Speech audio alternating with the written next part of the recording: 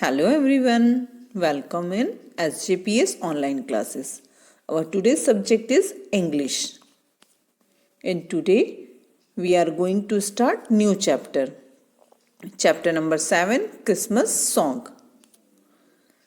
बच्चों, Christmas Christian जो ईसाई लोग होते हैं उनका एक फेस्टिवल त्योहार होता है और इस त्योहार पर जो गीत गाया जाता है वो होता है क्रिसमस सॉन्ग। क्रिसमस पर गाया जाने वाला गीत क्रिसमस सॉन्ग होता है।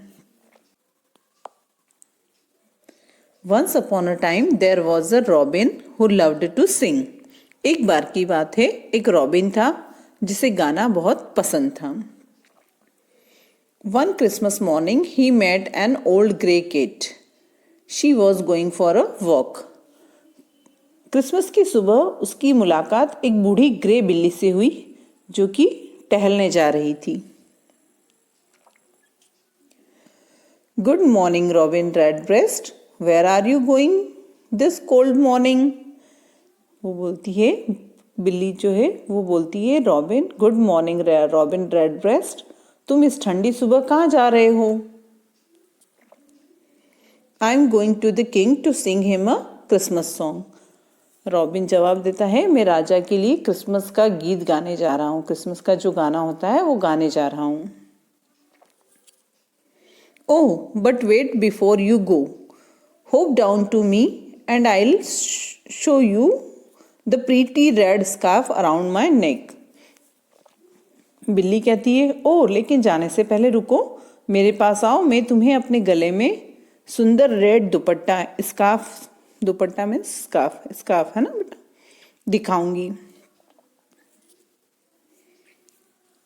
हाँ हाँ grey cat, you can't trick me, I am not coming down to you, I am flying straight to the king. Robin हंसता है और कहता है, ग्रे कैट तुम मुझे धोखा नहीं दे सकती, मैं तुम्हारे पास नहीं आ रहा हूं, मैं सीधा राजा के पास जा रहा हूं।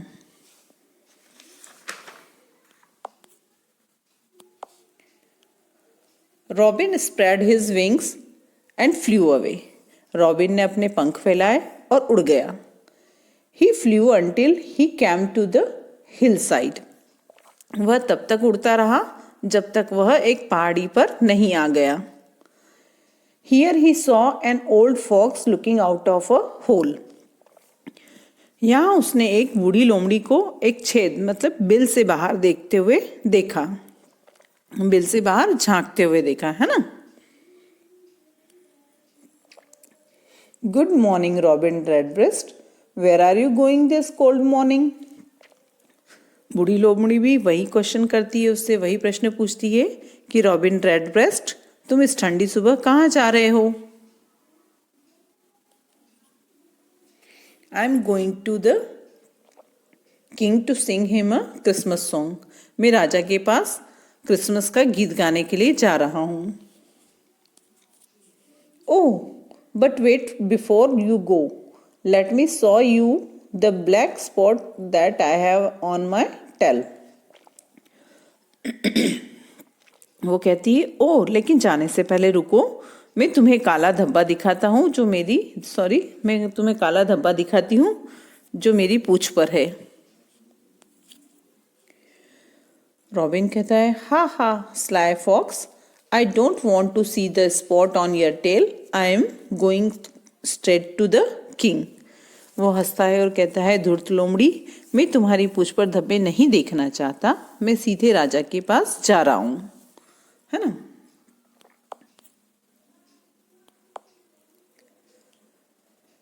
सो Robin flew away once more. इसलिए रॉबिन एक बार फिर उड़ गया। He never stopped to rest until he saw a small boy. वह तब तक आराम करने के लिए नहीं रुका जब तक कि उसने एक छोटे लड़के को नहीं देखा।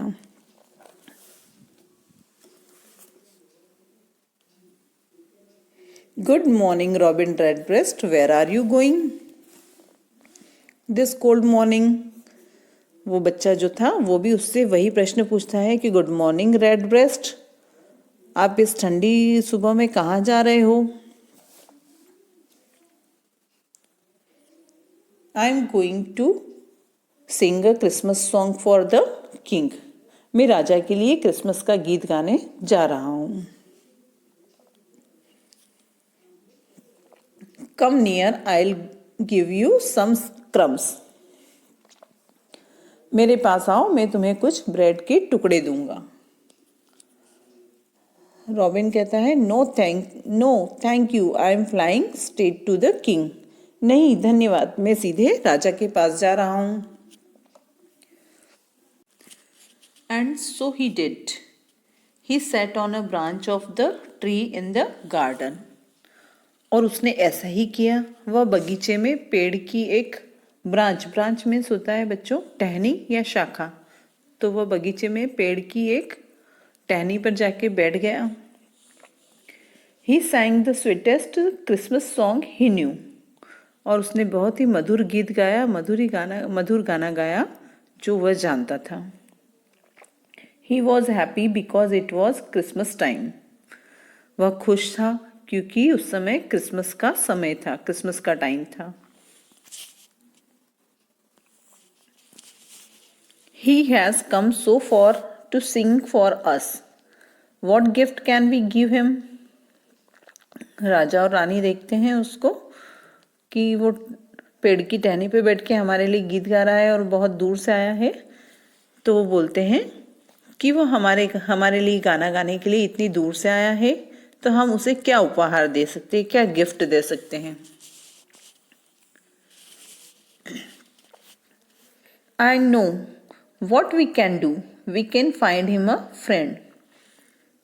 रानी कहती है मुझे पता है कि हम क्या कर सकते हैं, हम उसके लिए एक दोस्त ढूंढ सकते हैं।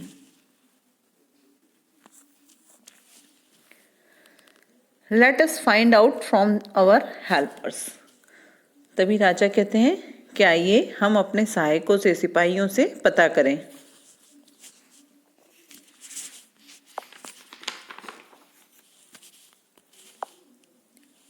The king clapped his hand and called his helpers.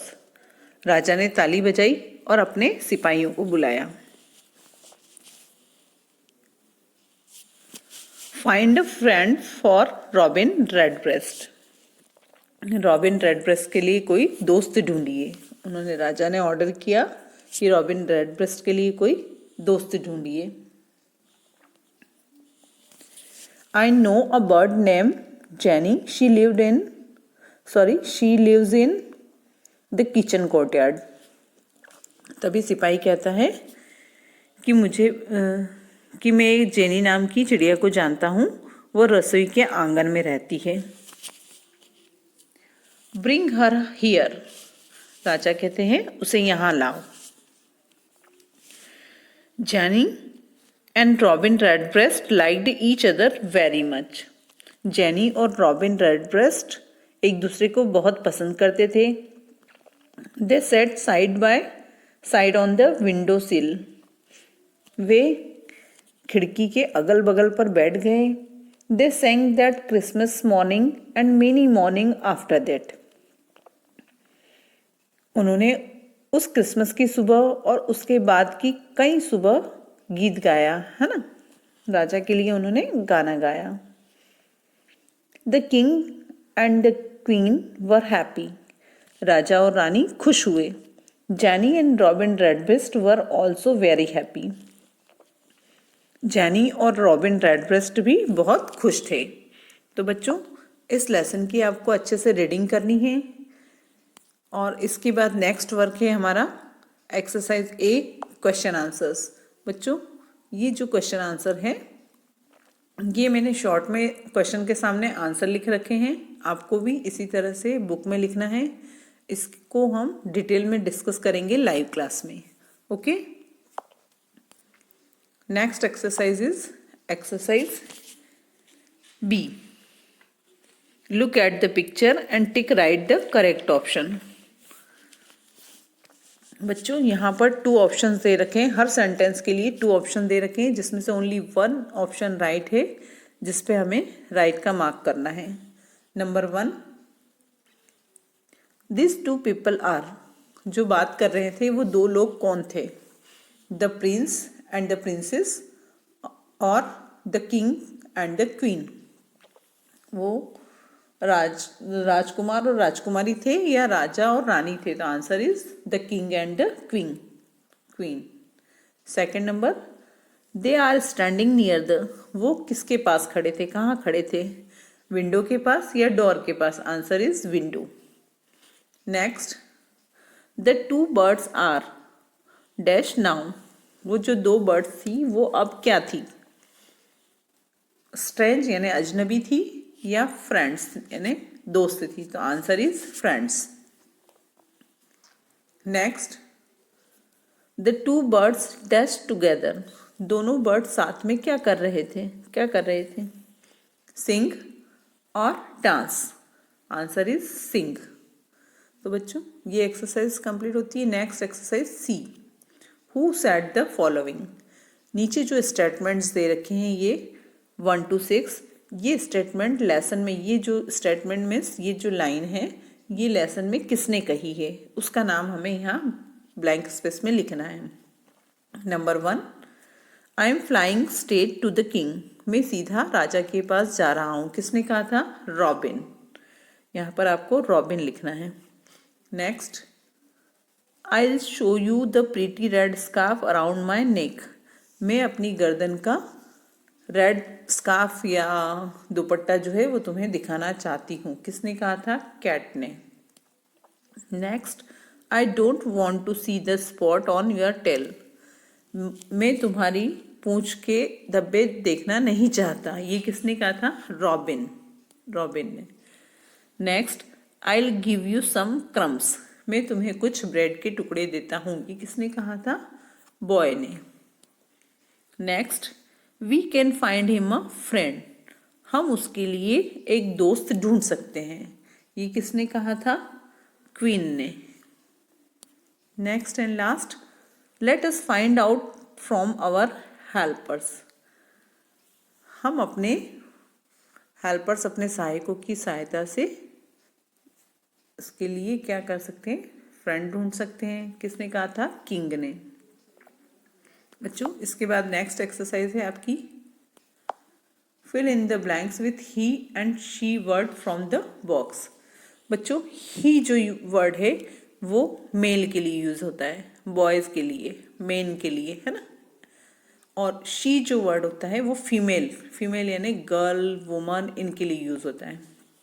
यहाँ बॉक्स में कुछ वर्ड्स दिए हुए हैं, उसमें से आपको फाइंड आउट करना है कि कौन से वर्ड्स जो है फीमेल के लिए यूज होते हैं और कौन से वर्ड मेल के लिए यूज होते हैं। जो वर्ड्स फीमेल के लिए यूज होते हैं यानी कि फेमिनाइन जेंडर होते हैं वो आपको इस गर्ल के नीचे लिखना है, और जो वर्ड्स मेल के लिए यूज होते हैं वो आपको यहाँ बॉय के नीचे वाले ब्लैंक स्पेस में लिखना है। लाइक गर्ल, बॉय, नीज, Neiphiu, hen, cock, tigress, tiger,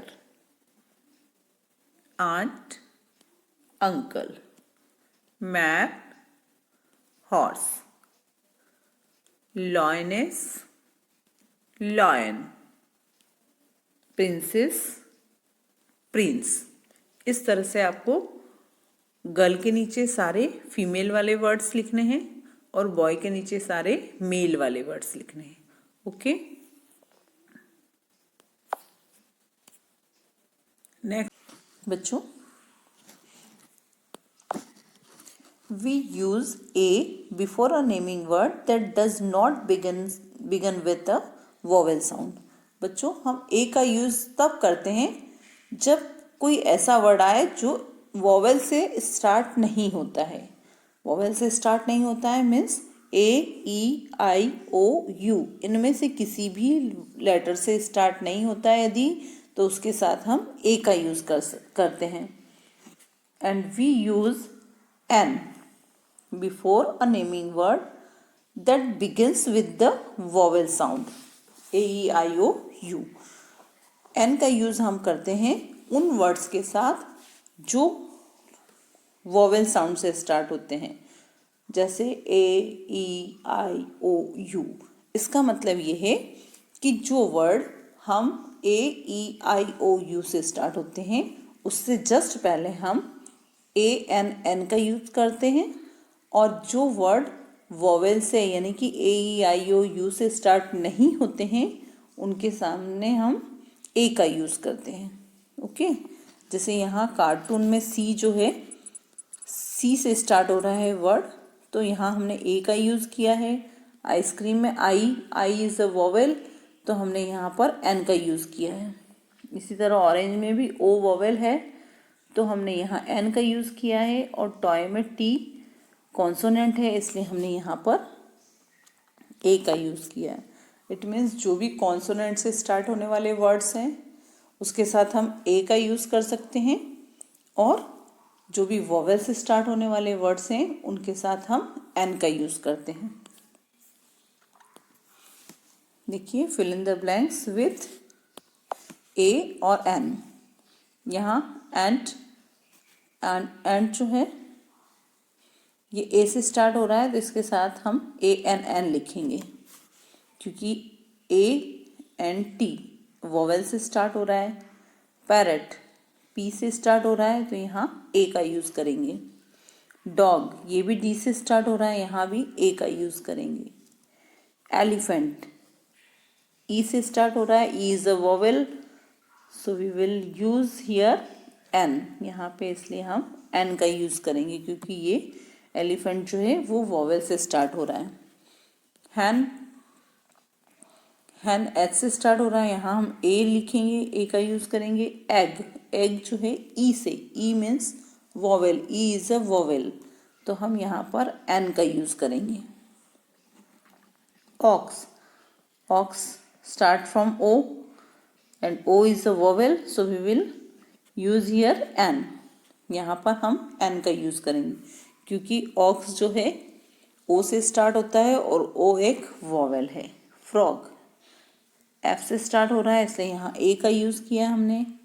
cat भी सी से स्टार्ट हो रहा है, इसलिए हमने यहाँ ए का यूज किया है। माउस में एम से स्टार्ट हो रहा है, हमने यहाँ ए का यूज किया है। थीफ भी टी से स्टार्ट होता है, इसलिए हमने यहाँ पर ए का यूज किया है। और पुलिसमैन भी पी से स्टार्ट हो रहा है, इसलिए हमने यहाँ ए का यूज किया है। एक्सरसाइज एफ, राइट ए और an to complete this sentences. यहाँ भी आपको ए और एन का यूज़ करना है। आपको ब्लैंक स्पेस के जस्ट बाद में देखना है कि वर्ड कौन सा आ रहा है, और जो word A E I O U से स्टार्ट होते हैं उसके जस्ट पहले आप ए एन का यूज़ कर लेंगे, और जो कॉन्सोनेंट्स है यानी कि ए ई आई ओ यू इनको छोड़कर किसी और लेटर से स्टार्ट होते हैं उनके जस्ट पहले हम ए का यूज़ करेंगे। बहुत सिंपल सी बात है ना। देखिए, पूरे सेंटेंस को पढ़ने की यहाँ ज़रूरत भी नहीं है, केवल आप डैश लगा हुआ है उसके जस्ट बाद वाले वर्ड से पहचान सकते हैं कि यहाँ पर क्या आना चाहिए। जैसे टीचर में टी से स्टार्ट हो रहा है, यहाँ हमने ए लिखा। न्यू बाइसिकल एन से स्टार्ट होता है, इसलिए हमने यहाँ ए लिखा। एंट जो है ए से स्टार्ट हो रहा है, ए इज़ अ वोवेल, तो हमने यहाँ ए एन एन लिखा। इंसेक्ट आई से स्टार्ट होता है, I is a vowel, so we will write here an. Okay, and next ostrich start from O is a vowel, so we will write here A N an. Owl is start from O and O is a vowel, so we'll write here N. Owl O से start होता है और O एक vowel है, इसलिए हमने यहाँ N लिखा। इडली I से start हो रहा है, तो यहाँ भी हम N लिखेंगे। और एप्पल S से start होता है, इसलिए एक एप्पल से जस्ट पहले भी हम AN का यूज़ करेंगे। तो बच्चों, आप अच्छे से समझ गए होंगे कि ए ई आई ओ यू से स्टार्ट होने वाले वर्ड्स से पहले हमें ए एन एन लिखना है, और उसके अलावा जितने भी वर्ड्स बचते हैं जो ए ई आई ओ यू से स्टार्ट नहीं होते उन सब के साथ हम ए का यूज़ करेंगे। ओके बच्चों, तो आपको बुक रीडिंग करनी है, ये सारी एक्सरसाइजेज अच्छे से लर्न करनी है, बुक में फील करनी है। Okay, thank you, have a nice day.